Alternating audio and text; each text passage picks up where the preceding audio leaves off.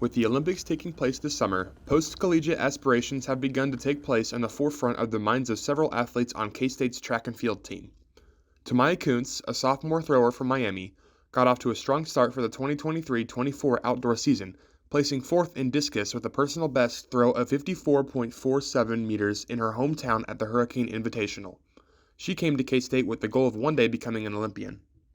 I definitely want to be on the Olympic team for representing the United States of America.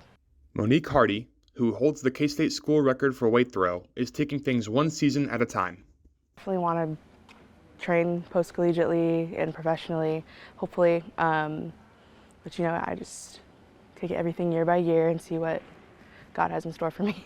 Cade McCall, a thrower from Boise, Idaho, has begun his senior year with a bang, breaking his own school record in the hammer throw at the Hurricane Invitational. McCall plans on continuing his training after K-State with hopes of qualifying for the Olympic trials. Right now, I would just like to qualify to even get to the trials and kind of just see from there. Two other track and field athletes have more in common than just a desire to compete professionally. Twin brothers Eugene and Jamie Omala have competed together collegiately for the past 4 years and will finish their careers together at K-State. The twins, who hail from Uganda, dream of running for their home country one day. I think the number one thing is just representing my country.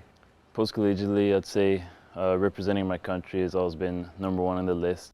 In Manhattan, Cole Dutchendorf, Channel 8 News.